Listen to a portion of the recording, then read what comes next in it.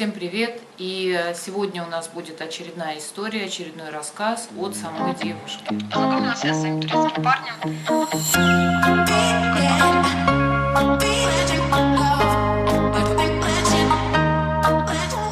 Историю я сама еще не слушала, не имею ни малейшего понятия, про что она, но, как я понимаю, это одна из ваших историй, которыми вы делитесь со мной и со всеми зрителями. Давайте сейчас посмотрим. Мне эта история пришла ВКонтакте. Давайте тогда начнем слушать. Я бы хотела рассказать свою историю, смешную и трагичную одновременно. Может, кому-то будет уроком полезным. Начну с того, кем я была до всего этого. У меня был свой бизнес, курс иностранных языков. Я неплохо зарабатывала. Я только закончила университет. Меня все устраивало, только то не устраивало, что вот меня уже родители подталкивали к тому, что вот ты не замужем, надо же строить отношения. И мне кажется, социум тоже является одной причиной, почему наши девушки сталкиваются с такими проблемами, потому что социум немножко жесток у нас, и он нас сам толкает к таким историям, потому что нашим социумом очень важно быть замужней, неважно за кем, но надо замужем быть. И мне кажется, вот это все, вот эта вся атмосфера меня и подтолкнула к таким решениям. Познакомилась я с своим турецким парнем ВКонтакте. Мы общались, переписывались, скайп, как обычно всех бывает. Потом мы решили встретиться. Он был военным. Он показал мне красоты Турции, абсолютно культуру, кухню. Мы много путешествовали по Турции на машине. Все было просто прекрасно. Я так ездила к нему каждые 3-4 месяца. Он не приезжал в Украину, потому что он считался невыездным. На тот момент, как он мне говорил, так как он работал военным, ему очень много надо было документов, чтобы выезжать. Он не мог так просто выехать, поэтому проще было мне. Он меня знакомил с родителями, знакомил с своими друзьями, родственниками и так далее. Было так, продолжалось это все 2 года. Меня, в принципе, это все устраивало, потому что я еще не хотела замуж так сильно, понимаете? Я хотела еще посмотреть, вот как это получится, подучить, возможно, язык, узнать культуру. Я еще не готова была все бросить и уехать.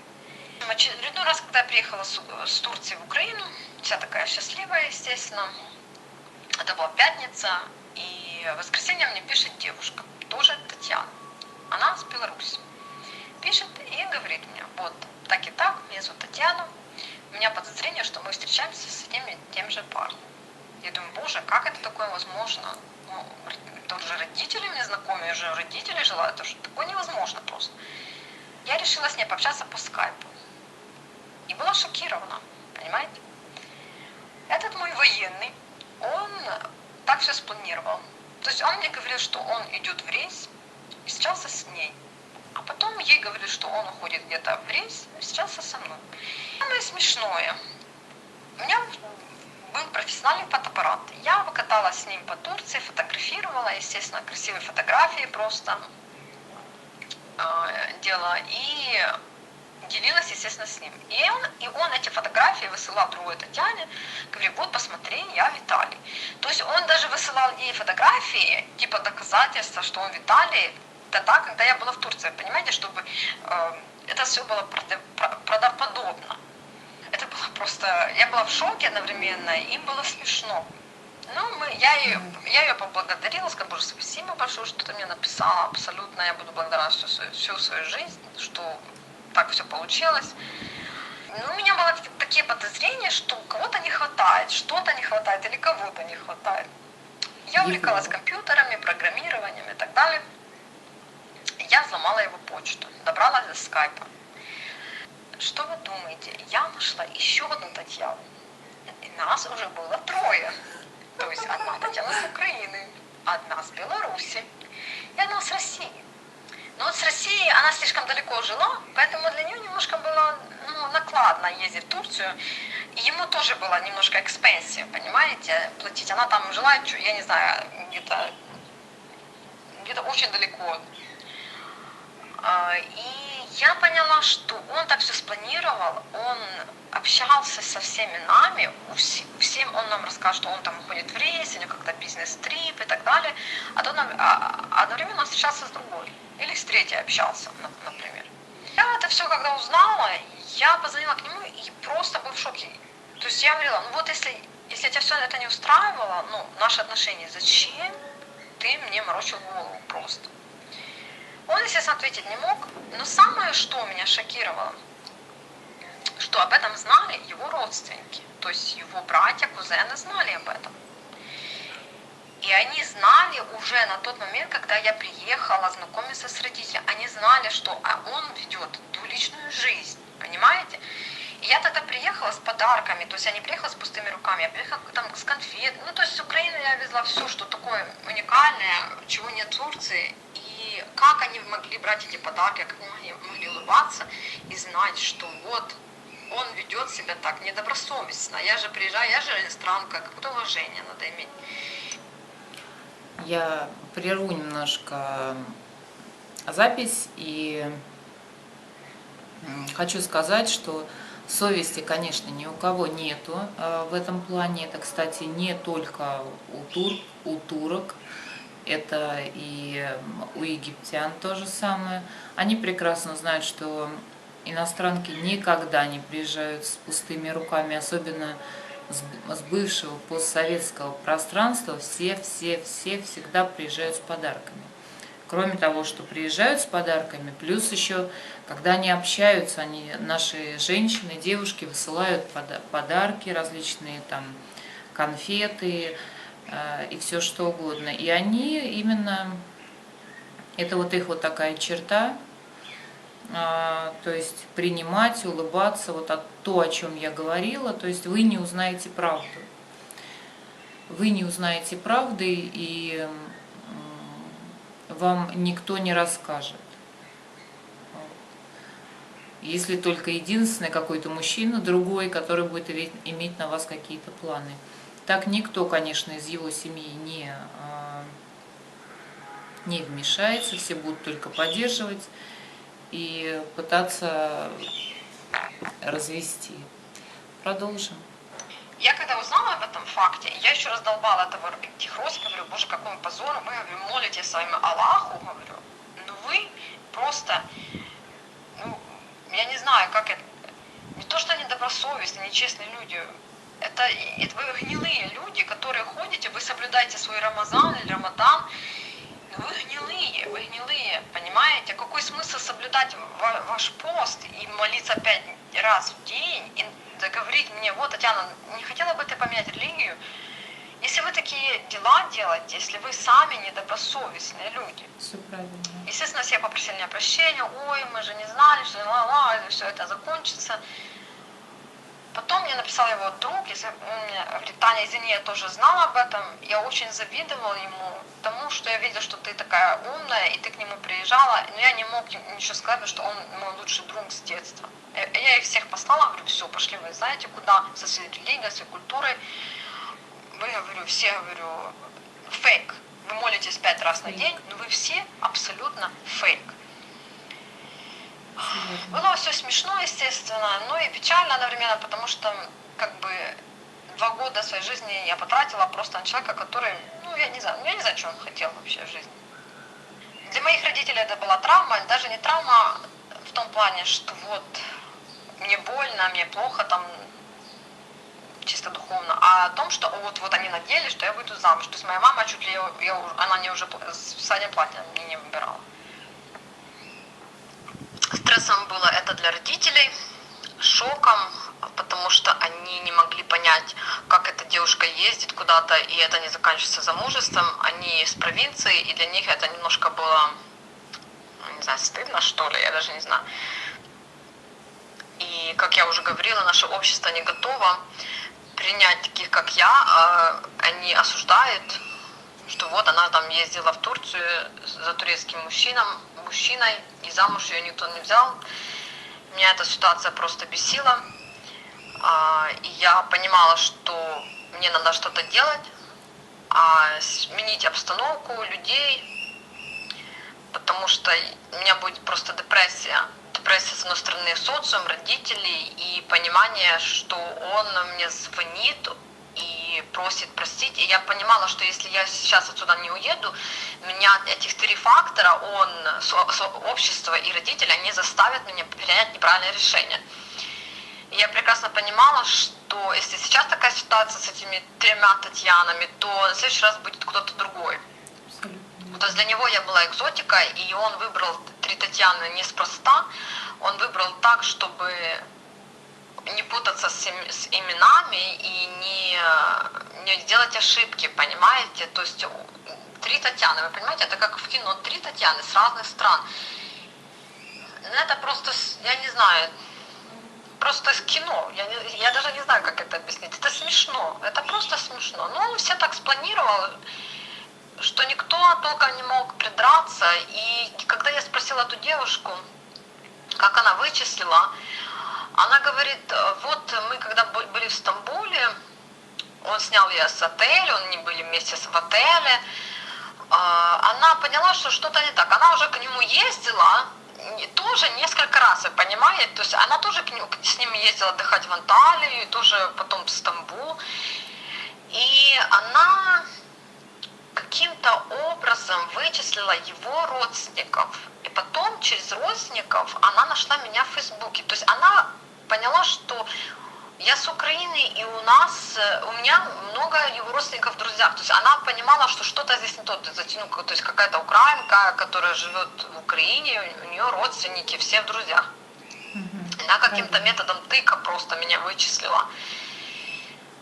Когда я узнала третьей Татьяне, она вообще, как я говорила, она где-то жила то ли в Сибири, то ли еще где-то, не было тяжело приехать, но он ее тоже уже готовил таким поездкам.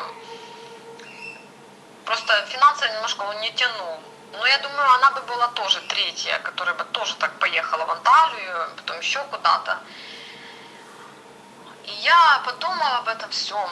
Я поняла, что мне нехорошо здесь морально, и в такой ситуации в стране я хочу уехать. Я эмигрировала в Америку. Сначала у меня был контракт на 6 месяцев. И моя мама просила его, что вот отговори ее, потому что если она уедет, она уже не вернется. На что он мне сказал, она уедет, она заскучает, она приедет. Ой, не заскучает. Но, к сожалению, меня не так хорошо все знали. Я уехала, я действительно осталась. Он мне продолжал писать, звонить, все его родственники. Для родственников это был шок, особенно для уже такого старшего поколения. Они с провинции, для них немножко стыдно было понимать тот факт, что я приезжала, жила в их доме, а он так вот некрасиво поступил. Это, как бы нехорошо тоже для семьи, это тоже репутация. Он начал встречаться с какой-то девушкой в Стамбуле, и мне уже родственники рассказывали. И когда что дошло до женитьбы, они ей все рассказали, показали даже мою фотографию в Фейсбуке. Зачем, я не знаю. Я сочувствую ей. Они сейчас женаты, но я ей сочувствую, потому что я понимаю, что она подсознательно думает и спрашивает себя, о ком он думает, о ней или о ком-то другом. Вот эта вся ситуация, я ей не завидую, я ей сочувствую. В конечном итоге я пожелала ему всего самого наилучшего, чтобы он нашел свое счастье. Я сказала, что все делают ошибки, и никто не застрахован от этого. То есть живи свою жизнь. Какой вывод, конечно, с этого? Какой может быть вывод? Думать, естественно. Вот все сейчас накинутся и скажут, вот, они все такие глупые, они едут куда-то за приключениями, ищут мужчин. Вы знаете, сколько иностранок, американок, британок, они едут в Турцию, в Грецию, в Алжир, в Египет, меняют религию, они начинают там свою жизнь, очень много. И среди них есть очень важные люди, писательницы, даже американские писательницы, которые тоже так вот поехали, потом развелись. Это нормальная тенденция. Женщины всегда будут ехать за мужчиной, то есть, а не наоборот. Это нормально. И если за статистику, кого больше, вы не поверите, но всех много. То есть это не только девушки с СНГ, это очень много женщин со всего мира Все правильно. едут так и разочаровываются. В моем случае хорошо, что все так закончилось, а в других заканчивается тем, что они не могут там детей забрать и так далее. Хочу сказать, что я знаю многих девушек, которые вышли замуж за иностранцев, включая мусульман. Одна тенденция наблюдается очень четко. Женщины счастливы в браке, те, которые личности. Что это значит? К примеру, они уехали в другую страну. Они выучили местный язык, перевели свой диплом, они начали работать. Они изучают закон, они думают, что будет, если мужа не станет, например. Это не факт, что он может там изменить, а может умереть, например. И они растут как личности в той стране, куда они мигрировали, неважно куда. Я хочу сказать, что моя подруга вышла замуж за турка, и он тоже военный. Так вот, так она выучила язык, она устроилась по специальности работать, она родила обоих детей в Украине, она их крестила, то есть они не мусульмане, они христиане, понимаете? То есть вот такие все разные ситуации, но всех их объединяет то, что вот если женщина личность, и она successful, успешная, мужчины будут бояться что-то ей делать, или как-то ей угрожать, или закрывать ее дома. Они будут бояться, потому что она знает закон, она знает язык, она знает много чего, и если в случае чего, она даже у него что-то может отобрать. Я таких женщин встречала, и я просто восхищаюсь такими людьми, потому что они успешные, они делают свой бизнес, они даже работают и юристами. Я даже видела одну женщину, которая, по-моему, с Украины, она даже вошла в министерство, в Турции, то есть работа в министерстве. Вот такие женщины, они успешные в личной жизни, понимаете, потому что их трудно как-то ранить, понимаете.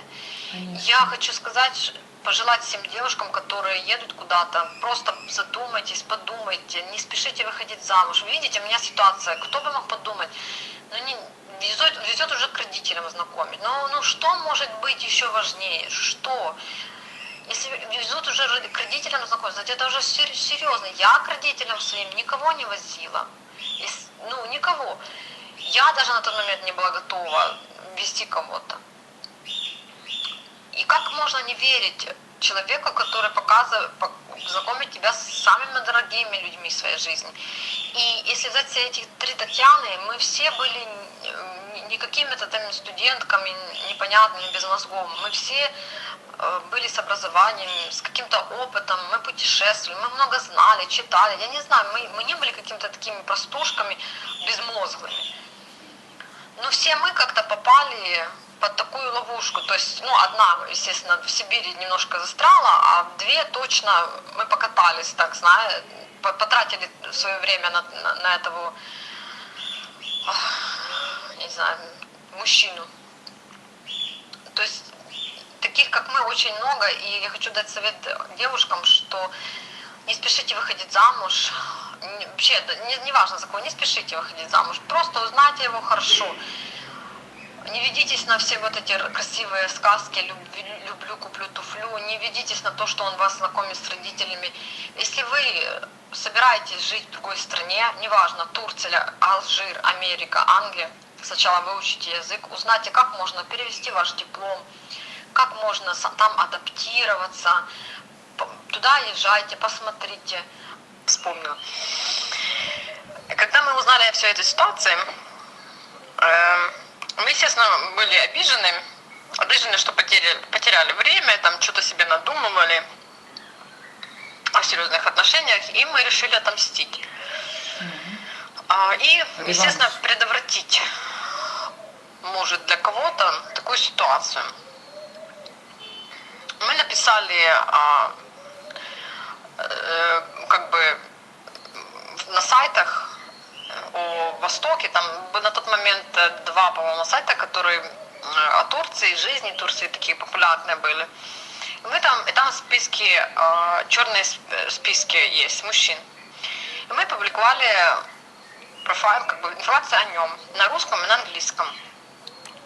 И там подобрали самые неудачные, естественно, кадры, фотографии родственников, те, которые знали об этом все, тоже туда все как бы вставили и рассказали всю историю. И еще я сделала скриншот, когда он плакал. Тогда, когда он узнал, что мы все узнали об этом, он меня просил прощения, просто сильно рыдал и на камеру сказал: боже, как это, я себя никогда не прощу, и я сделала ошибку. И эти рыдания просто были взахлеб. И я сделала скриншот этих рыданий. И я вставила туда, то есть оставила с таким смыслом: вот до матча, и что с ним стало после. Это было смешно, конечно, и печально одновременно, но это было как расплата, наверное. И он мне позвонил и начал просто истерически орать: вот зачем ты это сделала, зачем, я же строю карьеру, я военный, если кто-то узнает, я хочу тоже получить какой-то статус. Я говорю: как встречаться с девочками по очереди, приглашать их в Турцию, пользоваться ими, так ни религия, ни профессия не мешают. То есть ты не думал, что это как-то может повлиять на твою карьеру, очернить твою репутацию. А сейчас ты считаешь, что мы сделали неправильно. Нет, говорю, мы сделали правильно. Я не хочу, чтобы еще кто-то страдал, я не хочу, чтобы еще кто-то к тебе ездил, такие как мы. Поэтому мы это сделали наверняка, чтобы ты конкретно мог встречаться только с турчанками. А теперь его девушка допрашивает его, что это за ситуация. Я говорю: так я этого и хотела. Я говорю: я этого и хотела, чтобы вы все почувствовали то, что чувствовали мы. Поэтому удачи, как бы делай, что хочешь, мне все равно. То есть ты должен был это думать до этого. Его фотографии, плачущие до сих пор в интернете, и я не жалею об этом, что я сделала. Он сейчас хоть и женатый, но все равно, я думаю, это влияет на его жизнь, что люди находят его и читают. Что это не должно было быть так. То есть пусть и читают. То есть на то он это заслужил. Хочу сказать по поводу религии. Такой первый звонок, который был плохой звоночек, скажем так, в наших отношениях, это разговор о смене религии. Мой мужчина мне конкретно объяснил, что вот было бы очень хорошо, если я сменю религию. Потому что у него родители с провинции, и это было бы очень полезно всем. Когда я была у его родителей, он заставлял меня целовать руки от руку и поднести колбу всем. Неважно, родственник, не родственник, у меня был такой конфликт, говорю: зачем ты меня заставляешь совершенно посторонним людям, если они твои дальние родственники, зачем я должна вот это все делать? Тем более они понимают, что я иностранка, что для меня это дико, немножко, они могли бы немножко к этому относиться попроще. То есть он мне там начал говорить: вот поменяй свою кофточку, потому что там декольте какое-то и тому подобное. Но я понимала, что, возможно, это культура со своим самоваром, как в чужой храм, как там говорят, не лезут. Ну и ладно. Но когда я приехала в Украину, я поняла, что этот разговор, он не закончен, и меня в будущем будут заставлять, в прямом смысле, заставлять сменить религию. Не было такого блогерства, как сейчас, и не было с кем посоветоваться. Я когда сказала родителям, моя мама, в принципе, была готова к этому, и она сказала, что сменить так сменить. То есть для нее это как, я не знаю, как квартиру поменять, переехать с одной квартиры.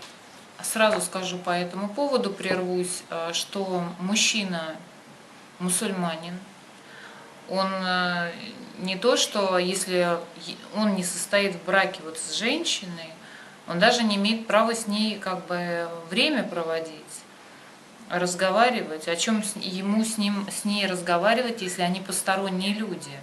То есть в исламе не разрешается особенно как бы общаться с женщинами, особенно вот на такие темы, приглашать в гости. И они еще никто, они посторонние люди, она ему посторонняя женщина. В данном случае эти женщины все посторонние женщины. И о чем он разговаривает, И не то, что там общаться, оставаться наедине вдвоем запрещается в исламе, если у вас нету брака, если у вас нет никяха. Мужчина и женщина не могут оставаться наедине. Это противоречит нормам ислама.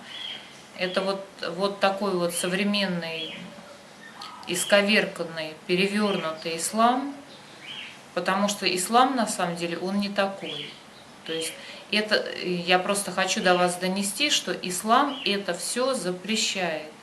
Запрещает общаться с женщинами, с девушками, рассматривать их. В данном случае там в интернете рассматривать, общаться на камеру, еще как-то, разговаривать на различные темы, не касающиеся, там, предположим, там, бизнеса и каких-то там дел.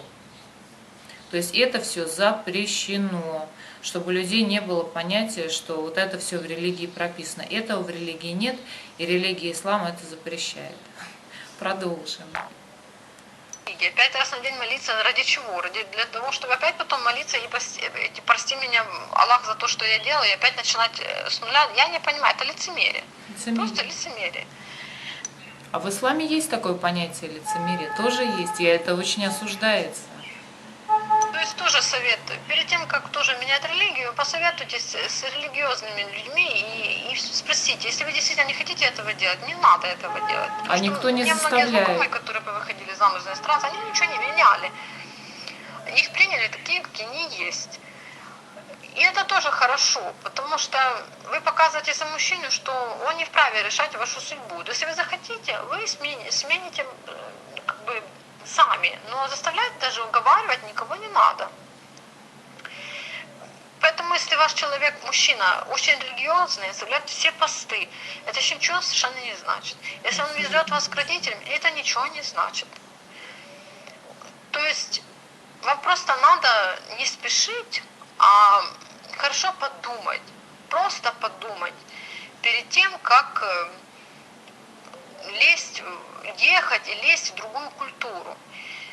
Вы знаете, у меня была такая подруга, которая встречалась с парнями. И у нее был такой момент, она не могла определиться. Она просто ходила на свидание. И знаете, что она делала? Она создавала в социальных сетях профайлы, которые с красивыми фотографиями разных девушек. И общалась с этими парнями. Вот тот парень, который отказывался и блокировал ее профайл, сказал, все, я не хочу, у меня есть сейчас на данный момент девушка, которая нравится, мне неинтересно вот это все. Вот она с тем и встречалась. Вот мне кажется, такой метод очень подходит к восточным мужчинам, которые знакомятся по интернету. Вот это очень хороший способ их проверить. Но если они уже изначально сидят на сайтах знакомств или в каких-то там социальных сетях, это однозначно, что они не откажутся и не... Ну как они откажутся? Я себе не представляю восточного мужчину любого, который откажется от красивой девушки. Не представляю. Я таких не встречала. Страницу и пообщайтесь с этим мужчиной. Если у вас уже с ним отношения даже есть, попробуйте его расколоть, что он хочет, будет ли он с вами общаться, надо ли ему кто-то еще или не надо. Вот это тоже, мне кажется, хороший такой метод проверки. Поэтому всем любви и удачи. Не расстраивайтесь, везде в мире есть такие ситуации, неважно какая национальность, везде есть такие ситуации, поэтому если вы уже если вы уже случилось так, что вы ранились, скажем, духовно и морально, не расстраивайтесь, идите дальше, мир прекрасен, есть много мужчин, которые ждут тоже любви, они одинокие, они хорошие, готовы вас ценить и любить. И не обращайте на общество внимания, когда вам уже люди говорят, вот, вы же так долго встречаетесь, вам надо там жениться или не обращайте никакого внимания, просто спрашивайте себя, что я хочу сделать, и надо ли это мне, не надо. То есть просто слушайте себя читайте много в интернете сейчас информации. Перед тем, как куда-то ехать, просто подумайте, все спланируйте, а что я там буду делать, а как я это буду делать, а язык, а как перевести диплом, а если рожать детей, как их рожать, и смогу ли я их вывести, даже если вам надо юрист, пойдите к юристу, просто все спланируйте, просто все спланируйте заранее, чтобы потом не оказаться в ситуации, в которой будет, я не знаю, будут вас спасать посольство, консульство и так далее. Это мой просто вам совет. Всем удачи, любви и будьте любимыми. Спасибо большое за вашу историю. Замечательная история. И удивительно, несмотря ни на что, вы не потеряли вот определенный позитив. И я думаю, что большую роль, конечно, сыграло то, что вы уехали. Это однозначно. Потому что если бы вы остались в Украине, вам бы было тяжело. И было тяжело справиться вот с этой ситуацией. И общественное мнение, и родители, и вообще вся вот эта ситуация. Именно вот я вижу вот эту позитивную как бы нотку в вашем голосе именно благодаря тому, что, конечно же, вам удалось сделать вот этот вот, осуществить вот этот реванш. И второе, самое главное, что вы решились, все-таки уехали. Это большой шаг. То есть этот шаг, то, что вы уехали, это именно поменяло вашу жизнь. Это именно поменяло ваше сознание, потому что другой менталитет, другое отношение между людьми, отсутствие вот этого вот грузилова такого определенного, я думаю, что вы понимаете, о чем я говорю. И, конечно же, много мужчин, и тем более среди американцев, которые с удовольствием встречаются, женятся, и таких мужчин очень много, они очень заботливые и воспитанные, и ценят то, что у них есть. На сегодня все. Вот такая была история. Спасибо большое, что поделились. Вам спасибо за то, что зрителям, кто прослушал эту историю, прекрасные советы дала девушка. На сегодня у меня все. Всем пока.